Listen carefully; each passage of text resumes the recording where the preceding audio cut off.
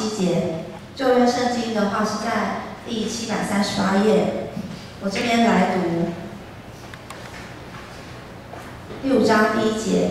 我要为我所亲爱的唱歌，是我所爱者的歌。论他葡萄园的事，我所亲爱的有葡萄园在肥美的山冈上。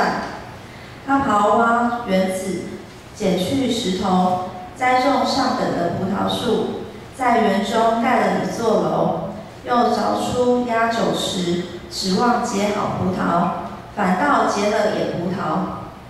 耶路撒冷的居民和犹太人啊，请你们现今在我与我的葡萄园中断定是非。我为我葡萄园所做以外，还有什么可做的呢？我指望结好葡萄，怎么倒结了野葡萄呢？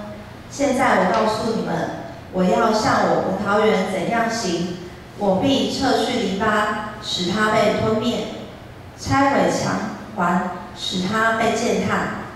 我必使它荒废，不再修理，不再除刨。荆棘蒺藜倒要生长，我也必命云不降雨在其上。万军之上的主的葡萄园就是以色列家，他所喜爱的树就是犹太人。他指望的是公平，谁知道有暴虐；指望的是公义，谁知道有冤声。我们请一节牧师来证道，证道的题目是上帝的葡萄园。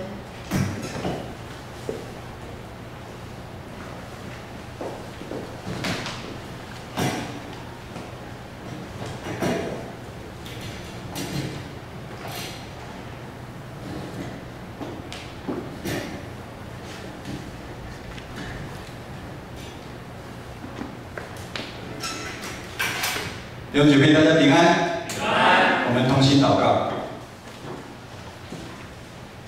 天父上帝，我们满心感谢赞美你，谢谢你再一次从这个世界呼召带领我们来到教会来敬拜你。所以我们知道，在当中的弟兄姐妹，可能在这个礼拜当中，或者是长期，他们的心、他们的身体，都有很大的一个迫害。主愿你的灵亲自来医治安慰，也保守看顾我们在座的弟兄姐妹，透过你的话语开阔我们的心，让我们的眼能够看到这个世界什么是好的，什么是不好的，也帮助我们能够成为上帝葡萄园里面的好葡萄。同心祷告，祈求奉靠耶稣基督的名，阿们。牧师这个要降高啊，叫升高啊，因为有老花眼啊，会看不太清楚啊。上帝在世界整个族群当中特别拣选，看起来其实很普普通通的以色列人，成为他的百姓，带领他们出埃及，逃离成为奴才的身份，在旷野40年，经过云柱火柱的训练。让他们自己经历到见证耶和华上帝才是他们真正的上帝。接续进入上帝为他们必办好的一个地方，就是迦南地，让这个族群享受全新的生命。这个全新的生命是一个有自由、有盼望的一个新生命。回想我们每一个人都应该有一段出埃及的故事，这是一段我们和上帝相遇的故事。用某个角度来看，当我们遇到上帝，在现在来讲是一个神迹奇事。有人可能说，牧师看到上帝是神迹奇事，我从小就在教会长大，的确是。若不是上帝的怜悯，牧师在33岁以前从来没有进过教会一步，也没有一个人邀请我去教会，我也很少听到耶稣。那信上帝不是神迹吗？是神迹，否则台湾会有5%的人才认识上帝，所以是一个神迹。上帝看他的子民是宝贝，上帝亲自引领我们，让我们的生命得到改变，开阔我们的眼界，让我们这个在世界上就好像重生，当我们与上帝相遇的时候，其实我们的生命就好像重生一样，我们会活在上帝的葡萄园里面，为上帝来做光做盐。今天的圣经的经节第5章第1节，第1节到第7节，我们讲到的是在上帝葡萄园里面到底发生了什么事情。我们大家看第1节，第1节这么说：我要为我所亲爱的唱歌，是我所爱着的歌，论他葡萄园的事。我亲爱的有葡萄园在回美的山冈上。先知以赛亚唱出上帝葡萄园的歌，很美，是关系上帝跟以色列民族，就好像谈恋爱中的情侣一样。葡萄园是上帝赏赐给这个族群，这个以色列族一个很牛奶隐秘的一个地方，很回沃的一个地方，很好的一个地方，是上帝经过几百年来帮他们预备的地方。接着在第2节，描述的是上帝为这个葡萄园做了什么样的事情。上帝为了他所拣选的这个族群，它是一个上好的一个地方，是没有污染的。我们现在想想，我们现在很多的地污染之后，其实种出来的东西其实是有毒的。那个是一个没有污染的一个地方，上帝亲自来整理这块土地。我们知道要种东西，要把石头剪掉，把泥土挖松，施肥，浇水，然后照顾它们。上帝真正在这个园里面筑了一个篱笆，怕有一些豺狼或者是真的是牧羊人，或者是来偷吃葡萄。不止这样子，上帝还筑了一座高台，守望楼，在很高的地方，就可以很远看到是不是有豺狼或什么会来攻击这个葡萄园。不管是建造守望楼一个高台，或者是上帝甚至朝这边他弄一个酒池也就是说收成的葡萄是来做美酒的。也就是说，上帝不是只是很短暂就要离开，不是要很长期，让他们的百姓住在这个地方。他对这个民族，他有很深的期待，期待他们成为好的葡萄。什么是好的葡萄？好的葡萄，他们就希望这个族群是成为一个行公义、好怜悯的一个族群。马太福音第7章17节这么说：好树结好果子，坏树结坏的果子。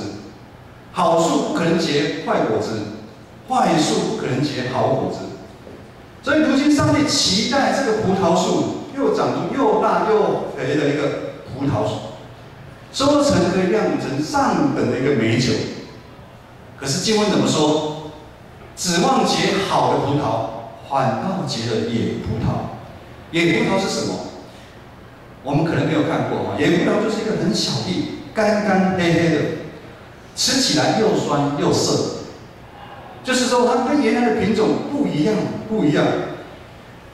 原文的野葡萄是什么？原文的野葡萄就是它的腥臭，也就是说它是烂掉又臭酸的一个葡萄果子。以至于经文第7节，我们可以看一下经文第7节怎么说。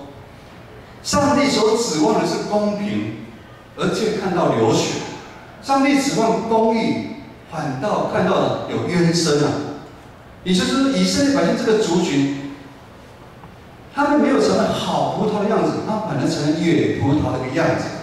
他们完全不按上帝的旨意在行，成为好葡萄，反而成了野葡萄。原本好的树不应该结出坏的果子，到底问题在哪里？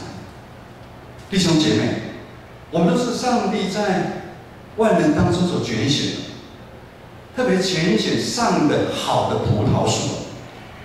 在教会这个信仰团体里面，我们得到医治。不管你是什么原因来到教会，以牧师来讲，我是遍体鳞伤，那时候上帝呼召我来教会。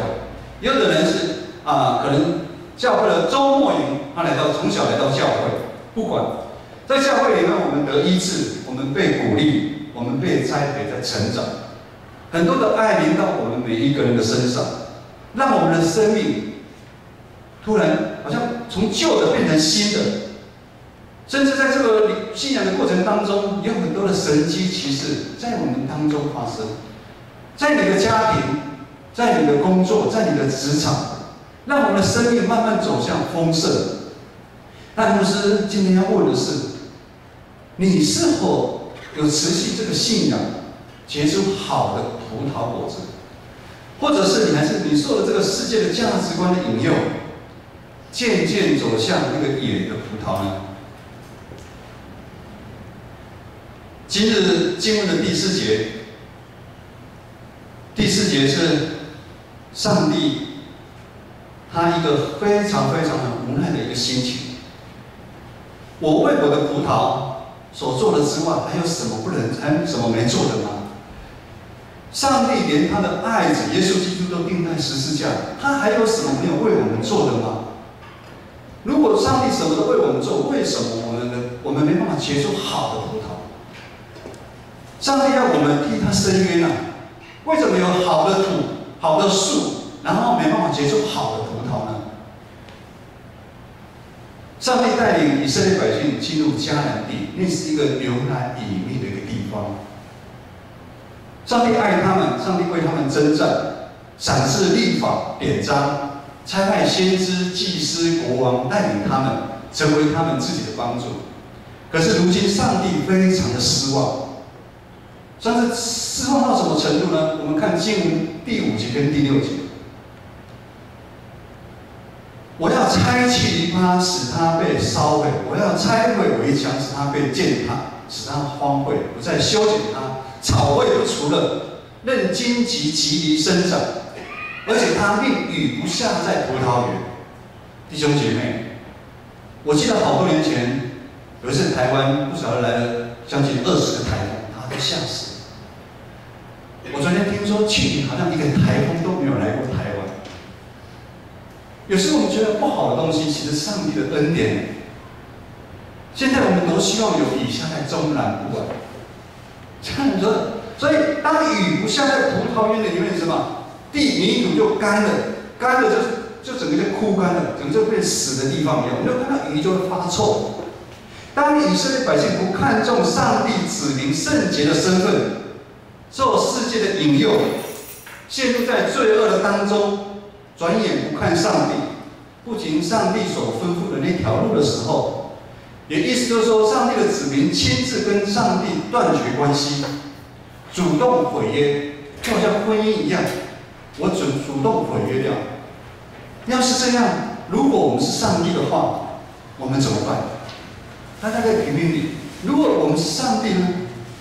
以色列竟然忘恩负义，上帝呢，当然毫不客气地将葡萄园的围篱拆掉，命令雨不再降在葡萄园，高台拆掉，结果是怎么样？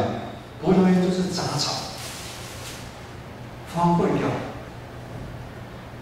我们看以色列历史，在主前586年，上帝爱的葡萄园以色列这个国家受巴比伦的攻击灭亡了，整个百姓被带到外国去。这个时候，上帝所爱的葡萄园完完全全的被摧毁掉。诗篇80篇第8节这么说：上帝啊，你从埃及挪出一棵葡萄树，赶走当地的外邦人，把那棵树栽在那个土地上面。就是在描写上帝为了这一个葡萄径，费尽心力，过海越山，费尽心力在料理疼爱这个葡萄，可是他竟然结出来的是一个野葡萄。如今上帝就按他的方法，透过列邦来审判以色列。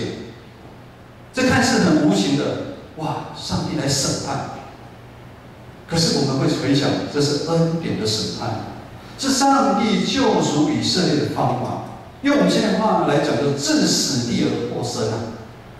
因为上帝他仍然不放弃他的葡萄园。我们知道葡萄园生出来野葡萄，本来应该结好葡萄了，变成野葡萄，代表是罪的因素。当罪进入到我们里面，我们就会结出野葡萄。罪的代价是什么？就是死亡。罪让人跟上帝的关系被分开，圣洁的上帝跟有罪的人中间隔了一道鸿沟。以前牧师常常在讲，罪让我们跟上帝有如一道很深很深的鸿沟。我们会渐渐让人感受不到上帝的平安跟喜乐同在。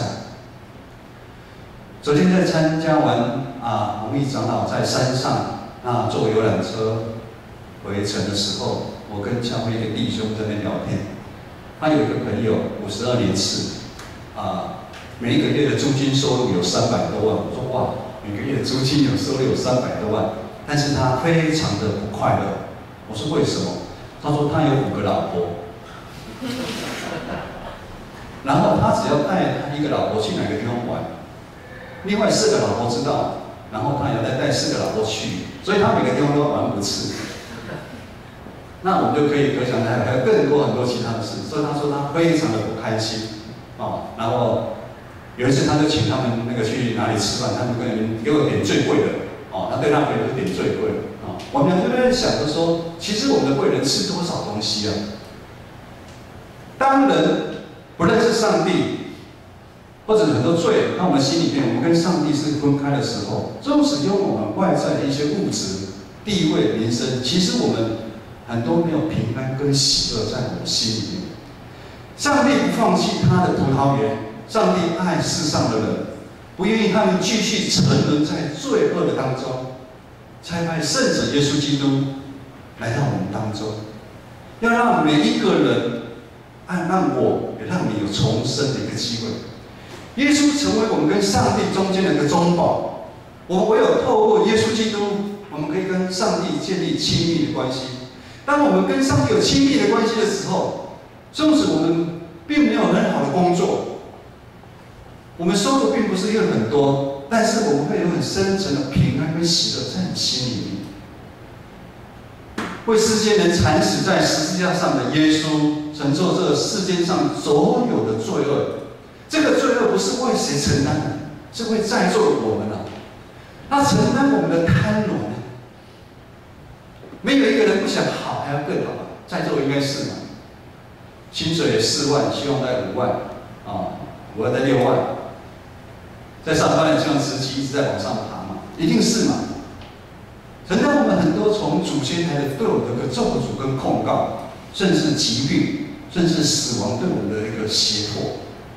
耶稣的受难代表他无罪的圣子承担世间人所有的罪，有义的圣子代替不义的我们。上帝用耶稣基督的牺牲代替我们去受刑罚。耶稣的死救赎了你我的生命。也就是说，当我们领受耶稣的恩典的时候，我们就会开始要来改变。改变什么？我们要为基督来活。如果你领受了耶稣的恩典，你还是跟以前一样，其实那是真的很可惜的。如保罗所说的，我已经与耶稣同定十字架，现在活着不再是我，乃是耶稣活在我的心里面了。也就是说，我们基督徒其实应该是要活出基督的模样，跟他所作所言的。复活的耶稣带给世上的门徒，我们就知道，当耶稣要被钉十字架的时候，门徒四散。复活的耶稣带给世上的门徒重新的一个盼望。门徒内心属灵的眼睛都被打开了，之前非常害怕。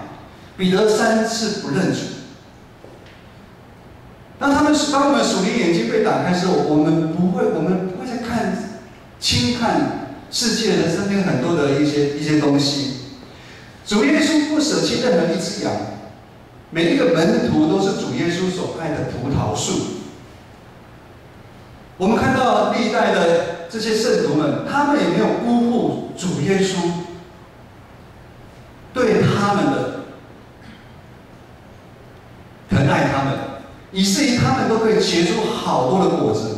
这2000多年来，一代又一代的圣徒，不会艰难、逼迫甚至死亡的威胁，一个一个活出耶稣基督的样式，开花又结果子，将福音的种子传播到世界上每一个角落。我们再看台湾的福音也是一样，150年前，福音的种子传到台湾。一样经过一代又一代，信仰当中虽然有起有落，但福音总是被传开。而如今呢，我们就是台湾2000万人当中，上帝拣选你来到上帝的葡萄园。牧师不知道你如何看待你自己，你是觉得啊，我也没有什么样，我很多的欠缺，我很多的软弱，甚至我是带着满身的伤痕。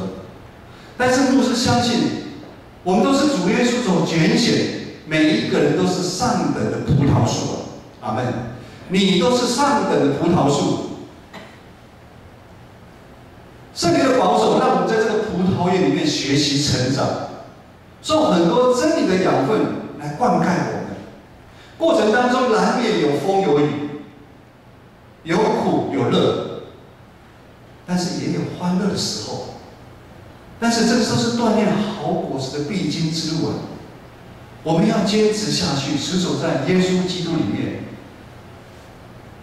我们知道，你到厨房里面，你一定会有不小心，你一定会被油烟喷到。我想没有一个人进厨房啊，还弄了穿西装进去厨房，然后那个西装都很干净，不可能。有时候油烟就不小心会喷到。信仰也是一样，当你越进去的时候，你会看到一些很不堪的，怎么教会跟社会一样。但是我们要坚持下去。这上帝在锻炼我们一些很多的劳我。持守在耶稣基督里面，我们就会不断经历复活的主耶稣的大能。弟兄姐妹，主耶稣对我们每一个人都非常有信心，我们对自己也要有信心。不管你现在遭遇多大的困难，我相信我们都可以结出那个好的葡萄。昨天是弘毅长老的告别式，以61岁。真的很年轻，很年轻。牧师来进城将近快4年，办了已经快10个告别式的当中，大部分都是80岁以上的长辈。其实我们心里没那么沉重，当然也会有不舍。昨天的告别式的当中，我看到大家真的是伤心流眼泪，来送他最后一程。牧师在准备讲到告别式的讲道片，也是一边准备也是一边非常的沉重，甚至掉下眼泪。讲一个很好笑的，是在准备的过程当中，秋玲姐就是弘毅长老的太太打了电话给我，然后她是用弘毅长老的手机，然后一打给我，手机的不是弘毅长老打给我，我说秋玲姐你在干什么？她说不好意思，我的手机刚好没电。我说用弘毅长老的手机打给你，很吓人吧？很吓人吧？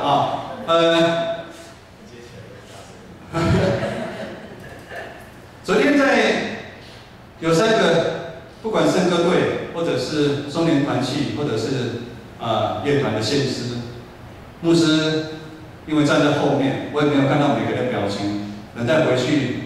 整个晚上的时候再看一下有人录影爱珍姐的录影，我就看到很多弟兄姐妹一边唱一边哭，嘴巴只是张开，根本没有声音出来。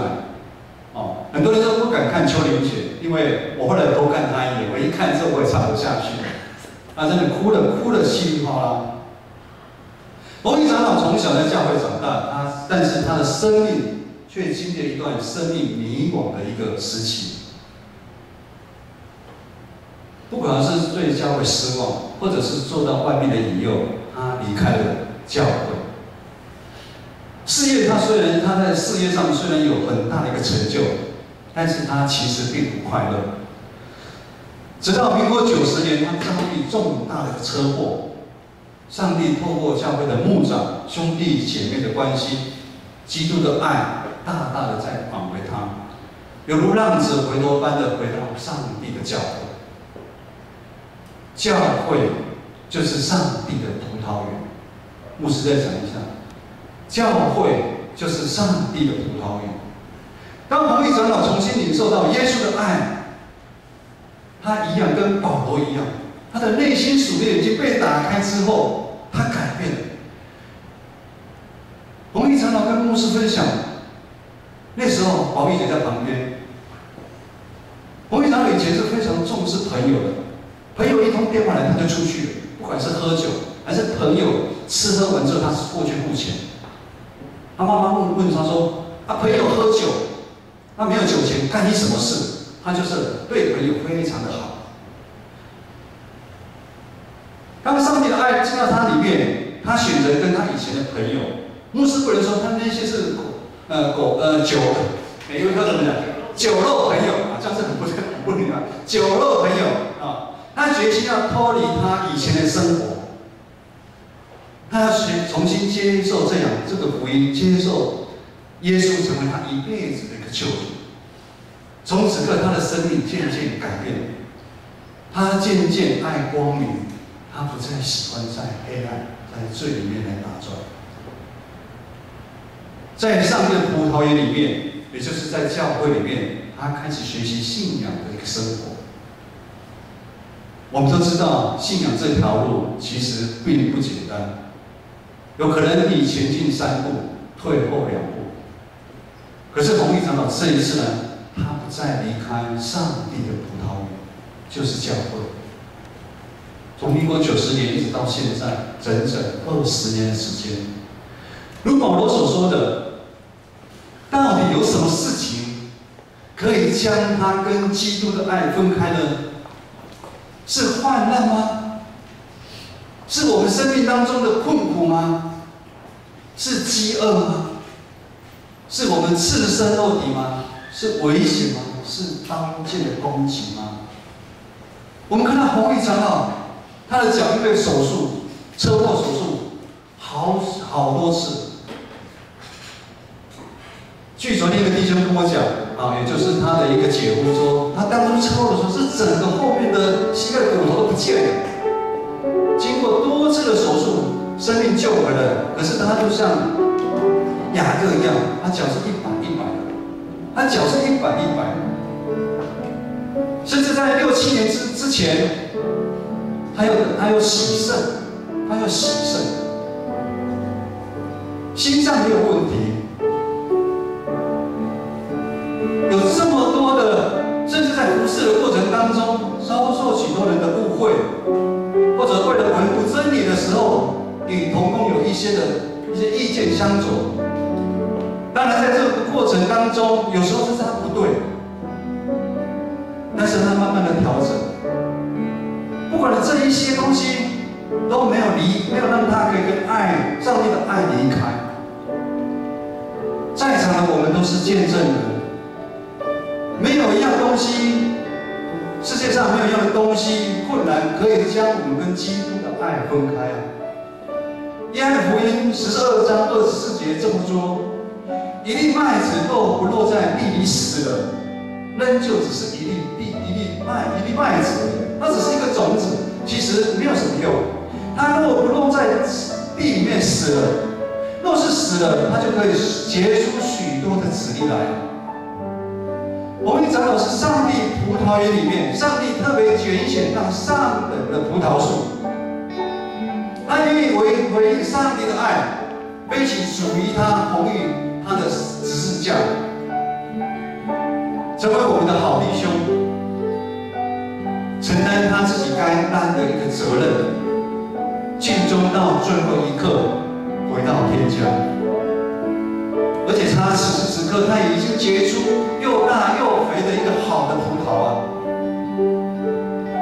求主帮助还在上帝葡萄园的我们，我们都是上帝拣选上给的葡萄啊！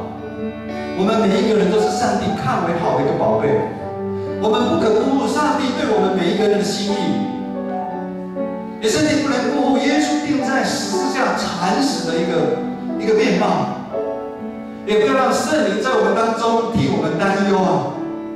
当我们现在最终的时候，我们要想想圣灵会替我们担忧，多少弟兄姐妹在为我们祈祷。我们不要以为我们要很多个明天，我们要把握我们每一天，我们要把握我们在世的每一个时刻。我们要读上帝的话，我们要常常来祈祷。我们在教会里面，我们要去找一个地方可以让我们来服侍的。不是等别人去邀请你们，我们自己要去主动。我们可以哪个地方可以让我们服侍？我们在教会里面，不要等着别人来爱你。今天怎么人没有来跟我打招呼？我喜欢坐这个位置，怎么被别人坐走了？不是，我们要学习主动去关心我们的肢体。我们要去看，当我们看到周报里面有那么多需要关心的肢体，我们可以打电话去给这些长辈，问他们的一个状况。我们要尽忠服侍上帝。牧师相信，我们每一个人可以结出又大又甜的好的葡萄树，好的葡萄，而且让上帝酿出一个好的美酒。我们一起站立让敬拜团带领来唱这首回应诗。